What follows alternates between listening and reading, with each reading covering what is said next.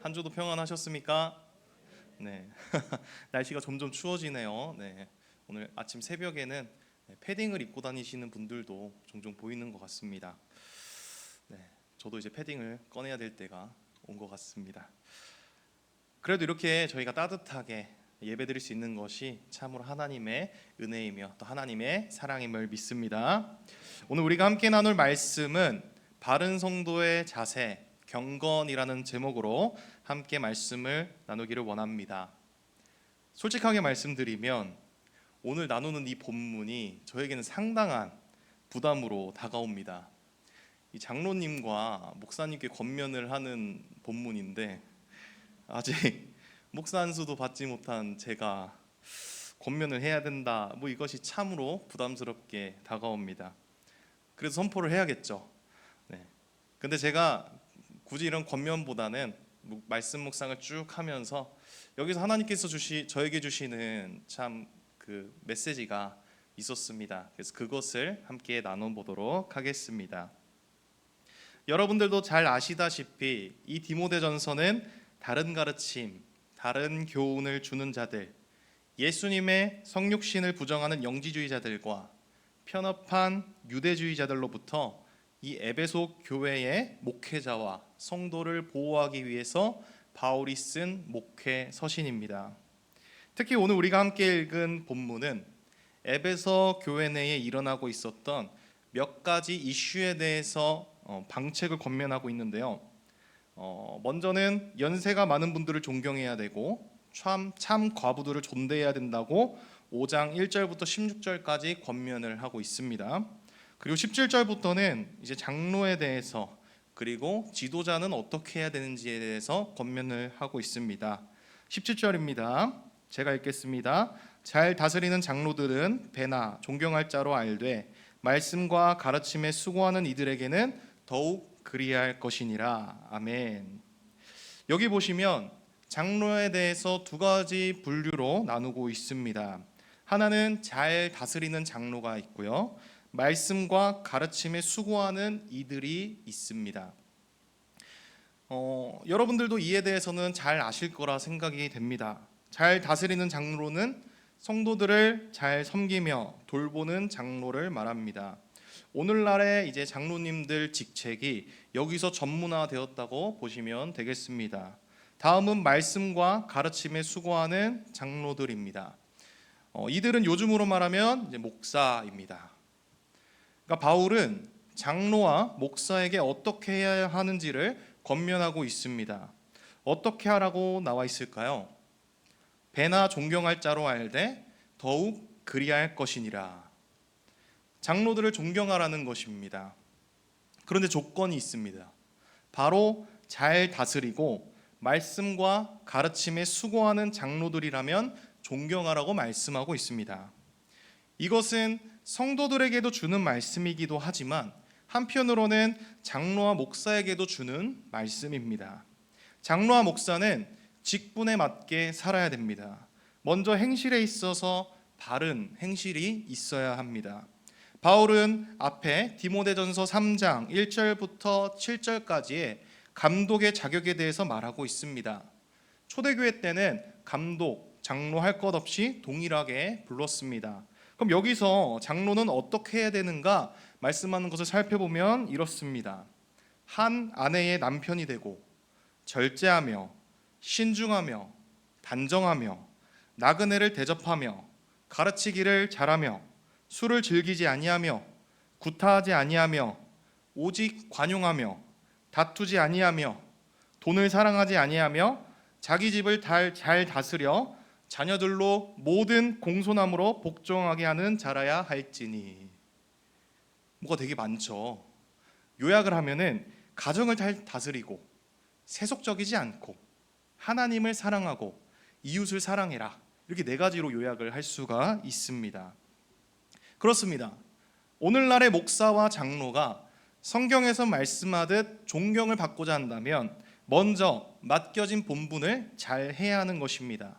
그리고 성도는 그 본분을 잘 지키는 장로와 목사를 배나 존경해야 합니다. 그 존경의 방법은 오늘 본문의 18절에 나와 있습니다. 제가 읽겠습니다. 성경에 일렀으되 곡식을 밟아 떠는 소의 입에 망을 씌우지 말라 하였고 또 일꾼이 그 삭슬 받는 것은 마땅하다 하였느니라. 아멘. 당시 이스라엘의 타작법은 곡식단을 풀어서 타작마당에 뿌립니다. 그리고 소가 지나가게 하는 방법을 사용을 했습니다. 그리고 그때에는 소가 일을 하니까 마음대로 거기에 뿌려진 곡식들을 먹을 수 있도록 한 것입니다. 그러니까 이 말씀의 뜻은 무엇이냐면 일에 대해서 합당한 보수를 줘야 된다라는 말씀입니다. 소가 곡식을 먹게 하는 것, 일꾼이 그 삭슬 받는 것이 마땅하다. 하나님의 일을 감당하는 일꾼에게 정당한 보수를 주는 것은 당연하다는 것입니다. 이것이 존경의 표현이자 방법입니다. 바른 행실과 맡겨진 일들을 잘 감당하는 일꾼에게는 그들이 하나님의 일에 집중을 할 수 있도록 책임져 주는 것이 필요합니다. 이것이 성경에서 말하는 바로 존경하는 방법입니다. 모세에게 말씀하셨던 이 법은 신약 시대에도 지켜졌고요. 그리고 오늘날에도 동일하게 지켜져야 되는 법입니다. 교회가 사정이 안 되어서 책임지는 것이 어렵다라고 한다면은 그것은 어쩔 수가 없겠죠. 하지만 교회가 충분히 책임질 수 있는 사정이 있는데도 불구하고 그에 마땅한 사례를 하지 않는다면 그것은 과연 성경을 지키고 있는가 한번 고민해 볼 필요는 있습니다. 정리합니다. 장로들은 잘 섬기고 돌보며 말씀과 가르침에 수고해야 되는 게 마땅합니다. 그리고 성도는 성실하게 잘 행하는 장로들을 존경하는 것이 마땅합니다. 이것은 단순히 목회적 가르침으로 볼 수 있습니다. 하지만 앞서 말했던 노인 공경, 과부를 존대하는 것, 장로를 존경하는 것 모두가 바울이 이 디모데전서를 계속해서 말하면서 권면하면서 하는 이 경건의 한 부분임을 말씀하고 있는 것입니다. 이러한 경건은 결국에는 교회를 바르게 세워가며 그 어떤 다른 가르침에도 흔들리지 않고 분열되지 않도록 할 것입니다. 그런데 맡은 바를 잘 행하지 못하고 문제를 일으키는 장로는 확실히 징계를 해야 된다라고 또 나오고 있습니다. 본문 20절입니다. 범죄한 자들은 모든 사람 앞에서 꾸짖어 나머지 사람들로 두려워하게 하라. 범죄하였다면 모든 사람 앞에서 징계하라고 합니다. 그 이유는 범죄하지 않은 나머지 사람들이 범죄하지 않도록 하기 위함입니다. 그런데 이 부분에서 불공평한 일이 발생하기도 합니다. 영적 지도자들이 권력으로, 권위로 자신의 범죄를 은폐하는 일이 생기게 됩니다. 여기서 우리가 주의할 점이 있습니다. 장로에 대한 고발은 두세 증인이 없으면 받지 말라고 19절에 또 말씀을 합니다. 두세 증인이 있을 경우에 고발을 받으라고 합니다. 왜냐하면 사람들이 모이는 곳에 소문이 돌기 시작하고 그 소문은 거짓된 정보도 막 퍼뜨리기 때문입니다. 누군가를 질투하는 사람이 거짓된 소문을 퍼뜨려 고발하는 경우를 방지하기 위함입니다. 무고한 고발로 인해 영적인 리더십이 무너지는 상황을 막기 위해서 신중해야 함을 교훈하고 있습니다. 그러나 두세 증인이 나오면서 고발되는 그 장로에 있어서는 확실하게 징계를 해야 된다라고 말씀하고 있습니다. 당시 에베소 교회 안에는 이러한 문제들이 계속해서 심각하게 벌어진 것으로 보입니다. 뭐만 하면 누가 잘못하고 누가 은폐하고 누가 고발하고 누가 이렇고 저렇고 수근수근거리면서 안 좋은 소문을 퍼뜨리는 사람들이 있었던 것으로 추측이 됩니다. 그 추측의 근거는 바로 23절입니다. 이제부터는 물만 마시지 말고 내 위장과 자주 나는 병을 위하여는 포도주를 조금씩 쓰라. 이 말씀을 보면은 되게 뜬금없는 구절이다라고 생각이 들 수도 있습니다. 그런데 이 말씀을 보면 디모데가 위장이 안 좋은 상태라는 것은 우리가 추측은 할 수가 있죠. 그런데도 이 디모데는 치료 목적으로 사용할 수 있는 이 포도주를 마시게 되면 위장이 튼튼해지고 소독이 되면서 위장이 안 좋은 사람들한테 좋다고 합니다. 그런데도 이 디모데는 치료 목적으로 사용할 수 있는 이 포도주를 사용하지 않았다고 우리가 이 말씀을 보면 추측을 할 수가 있습니다. 왜 그럴까요? 왜 디모데는 치료 목적으로 충분히 사용할 수 있는 이 포도주를 사용하지 않았을까요? 당시 이스라엘 사회에서는 금욕주의적인 패턴이 있었습니다. 금욕을 통해서 거룩하여진다는 거짓된 가치관이 그들 가운데 있었던 것입니다. 그래서 디모데도 그들을 목양하기 위해서는 인정받을 필요가 있었고, 또한 그들이 문제 삼을 수도 있었던 그 금욕주의적인 행동을 이 디모데는 실천한 것으로 보입니다. 자신의 건강이 상하더라도 디모데는 그들에게 복음을 전하기 위해, 그들을 목양하기 위해 이 포도주를 입에 대지 않았던 것이죠.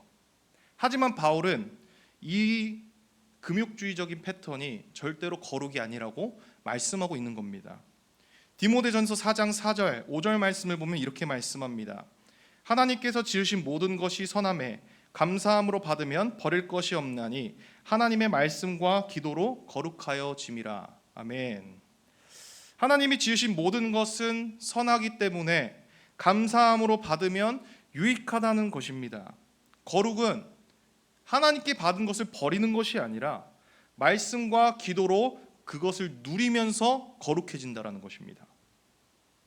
정리하겠습니다. 맡은 바를 잘 행하는 장로는 존경해야 마땅하고 범죄한 장로는 징계해야 마땅합니다. 그러나 항상 신중해야 됩니다. 우리의 기준으로 영적인 지도자가 거룩한지 거룩하지 않은지 판단하는 것은 위험합니다. 거룩은 말씀과 기도로 가능하며 금욕주의와 같은 우리의 기준으로 감히 정죄해서는 안 되는 것입니다. 정말 우리가 하나님의 백성이자 성도라면 우리는 우리의 기준을 내려놓고 오직 말씀의 기준, 하나님의 기준으로 행해야 됩니다. 이것이 경건이며 교회에서 성도가 해야 될 지침입니다.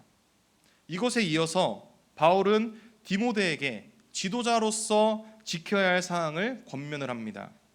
21절 말씀입니다. 하나님과 그리스도 예수와 택하심을 받은 천사들 앞에서 내가 엄히 명하노니 너는 편견이 없이 이것들을 지켜 아무 일도 불공평하게 하지 말며. 이 말씀을 보게 되면 무게감이 느껴집니다. 바울이 명령을 하는데 너무 무겁게 명령을 합니다. 하나님과 그리스도 예수와 택하심을 받은 천사들 앞에서 사도된 바울로서 엄격하게 명령하고 있습니다. 어찌 보면 위에서 권면한 것보다 이 지도자들 향한 권면이 더 중요하게 보입니다. 왜 이렇게 명령을 할까요? 그것은 바로 불공평이 없게 하기 위함입니다.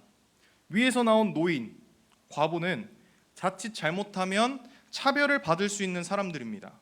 그 약자들이 불공평한 대우를 받게 하지 않기 위해서 잘 지켜 행하라는 것입니다. 바울은 지도자로서 이렇게 말합니다. 22절입니다. 아무에게나 경솔히 안수하지 말고 다른 사람의 죄에 간섭하지 말며 내 자신을 지켜 정결하게 하라. 아까도 말씀드렸다시피 이 영적인 지도자들은 그 가르침과 다스림으로 인해 권위가 생길 수밖에 없습니다. 그리고 그 권력에 취해서 권력을 유지하려고 불공평한 일들을 벌이는 경우가 생깁니다.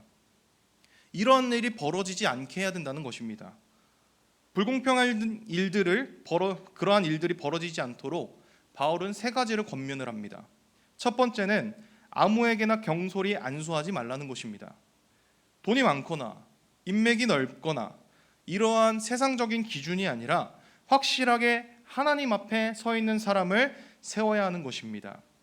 그 기준이 3장에서 나오는 하나님 사랑, 이웃 사랑, 가정을 잘 다스리고 세속적이지 않은 사람입니다. 두 번째는 다른 사람의 죄에 간섭하지 말라는 것입니다.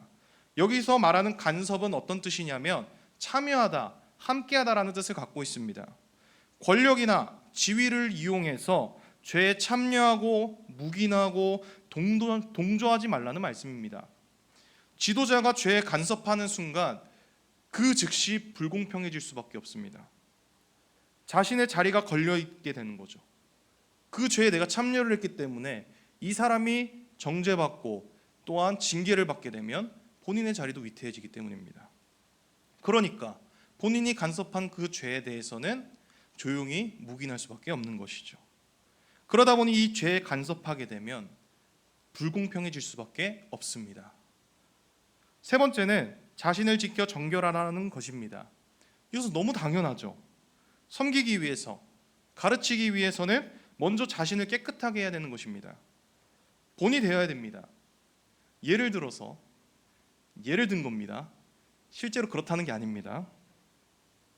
제가 이 시간에 저기 수원의 소돔과 고모라라고 불리는 저 인이라고 시작하는 그 동네에 가서 막 술을 마시고 막 담배를 피고 물란하게 그게 막 놉니다. 그리고 나서 주일에 와서 술 냄새 풍기면서 주일 설교를 하고요, 막 소요리 문답을 가르치고 있어요. 그렇게 되면 과연 양육이 될까요? 어떻게 생각하십니까? 우주 어떻게 생각하십니까? 전도사님이 술 냄새를 풍기면서 소요리 문답을 가르치고 있어요. 말도 안 되죠. 그런 겁니다. 너무 극단적인 예를 들었는데 제가 그렇다는 게 절대 아닙니다. 제가 생긴 건 이래 보여도 순수합니다. 이 세 가지 권면은 영적 지도자에게 있어서는 참 중요한 권면입니다. 불공평하다는 것은 교회가 무너졌다는 것입니다. 불공평이라는 것 자체가 균형이 무너진 거예요. 영적인 지도자가 모두를 포괄하지 않고 한쪽 편에 손만 들어주는데 그 교회가 하나가 될 수 있을까요? 그 교회가 균형을 잡고 서 있을 수 있을까요? 절대로 불가능한 것입니다. 말도 안 되는 거죠. 교회가 건강하게 세워지기 위해서는 이 영적인 지도자가 공평해야 됩니다. 그리고 정말로 이 영적인 지도자들에게 필요한 것은 바로 하나님 앞에서 살아가는 것입니다. 제가 이것을 발견하고서 저에게 참 많은 적용을 했습니다. 본문 21절에서 바울이 디모데에게 권면할 때 이렇게 말합니다. 하나님과 그리스도 예수와 택하심을 받은 천사들 앞에서 내가 엄히 명하노니. 바울은요, 지금 하나님 앞에서 명하고 있습니다. 이것은 이 바울의 가치관이자 삶의 방향입니다. 바울은 바로 하나님 앞에서 살아가고 있는 것입니다. 바울이 많은 교회를 세워요. 많은 서신을 써요. 그리고 탁월한 지도자라고 쓰임받고 그렇습니다. 그런데 그 모든 것이 바로 하나님 앞에서 바로 서 있기 때문이에요. 바울은 하나님을 전적으로 신뢰하고 믿고 있습니다. 하나님이 살아계셔서 항상 함께 하신다는 사실을 믿고 있습니다. 그리고 이 바울은 하나님께서 모든 것을 아시는 분이라는 것을 믿고 신뢰하고 있습니다. 본문 24절 25절입니다. 어떤 사람들의 죄는 밝히 드러나 먼저 심판에 나아가고 어떤 사람들의 죄는 그 뒤를 따르나니 이와 같이 선행도 밝히 드러나고 그렇지 아니한 것도 숨길 수 없느니라. 그렇습니다. 하나님의 심판대에서는 죄도 그렇고요, 선행도 그렇고요, 다 밝히 드러납니다. 숨겨진 죄라고 해서 감춰지는 것이 아닙니다. 그 어떤 것도 숨길 수가 없습니다. 다 드러납니다. 이 사실을 믿고서 하나님 앞에서 경건하게 사는 것이 참으로 중요한 것입니다. 이것은 영적인 지도자에게 있어서 가장 중요한 자세입니다. 하나님 앞에서. 우리의 머리로는 아는데 실감은 안 나시죠? 여러분들은 하나님 앞에서 살고 계십니까? 하나님 앞에서 산다는 건 무엇일까요? 학교에서 제가 배우면서 교수님이 이러한 예를 말씀하시더라고요. 운전할 때요, 차가 막 끼어들잖아요. 그럼 여러분들 입에서는 어떤 어떤 말들이 나오시나요? 물론 욕은 안 하시겠지만 분노 섞인 말들이 팍팍 쏟아지실 겁니다. 물론 저도 그렇습니다. 너무 놀란 나머지 저도 모르게 저 차 왜 그런 하면서 막 뭐라고 합니다. 그런데 만약에 우리가 하나님 앞에서 산다고 하면 그런 것들에 의해서 다 주의해야 되는 거예요. 우리가 혼자 있을 때에도 이건 나만 아는 비밀이야, 아무도 모르겠지? 나만 아는 비밀이라고 생각이 되지만 하나님께서는 모든 것을 아신다는 사실을 꼭 명심하셔야 됩니다. 아무리 감추고 감춰도 하나님의 심판대에 서게 되면 모든 것이 드러난다는 사실, 이것을 꼭 기억하시기 바랍니다. 말씀을 정리합니다. 오늘 말씀은 장로와 영적인 지도자에 대한 바울의 권면을 말씀하고 있습니다. 장로와 영적인 지도자에 대한 권면을 하나로 관통하는 주제가 있는데 그것은 바로 경건입니다. 경건의 삶은 하나님 앞에서, 말씀 앞에서 기도로 살아가는 삶입니다. 예수 그리스도를 믿음으로 말미암아 얻게 되는 그 상급, 영원한 생명, 영원한 기쁨에 부끄럽지 않게 살아가는 겁니다. 구원받은 자의 기쁨을 누리면서 살아가는 겁니다. 내 방법이 아니라 하나님의 방법대로 살아가는 것입니다. 그리고 이 경건이야말로 살아계신 하나님의 집, 이 하나님의 교회, 주님의 몸된 이 교회에서 마땅히 해야 될 성도의 지침이자 자세인 것입니다. 간절히 바라기는 여기 계신 모든 성도님들 그리고 저를 포함해서 우리 수원광일교회가 이 경건의 삶을 통하여 참된 자유와 기쁨을 누리시며 정말로 주님의 영광을 올려드리며 살아가시는 모든 분들 되시기를 주님의 이름으로 축복합니다. 우리 함께 찬양하면서 더욱더 주님 앞에 기도의 자리로 나아가겠습니다.